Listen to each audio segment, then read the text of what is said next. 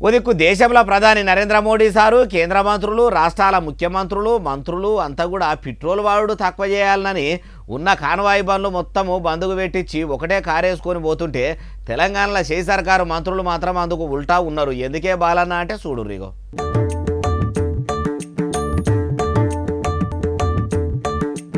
ఊరదరిది ఒకతోవ అయితే ఉలిపిరి కట్టేది ఒకతోవ అన్నట్టే ఉన్నది కదా చేయి సర్కారు మంత్రుల పని చూస్తుంటే.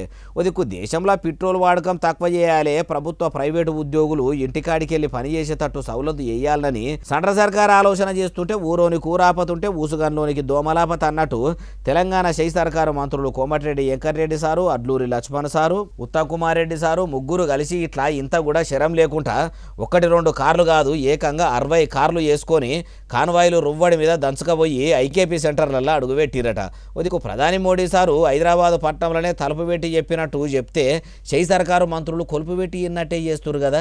కాంగ్రెస్ మంత్రులే ఇట్లా చేస్తే ఇంకా కామన్ పబ్లిక్ ఎట్లా చేయాలి? అయినా రాష్ట్రంలో కూడా పెట్రోల్ నిల్వలు దగ్గర పడ్డాయి. బయటి దేశాల యుద్ధాలతోనే బాగా పిరమయ్యింది కాబట్టి లీడర్లు ఆఫీసర్లు అందరూ కూడా వారంలో 1 రోజు మొత్తము సర్కారు బస్సులనే ప్రయాణం కట్టాలి. తర్వాత 2 రోజులు అది సక్సెస్ అయినాక 3 రోజులు అటెనక సిక్కి 4 రోజులు 5 రోజులు 6 రోజులు 7 రోజులు ఇట్లా వారం రోజులు అటెనక సిక్కి నెల ఏడాది అని పెట్టుకుంటే ఎమ్మెల్యేల బండ్లకు ప్రభుత్వం ఇచ్చే మెయింటెనెన్స్ ఖర్చులు కూడా తక్కువైతే కావచ్చు అంటుర్రు ఈ ముచ్చటిన్నోళ్ళు.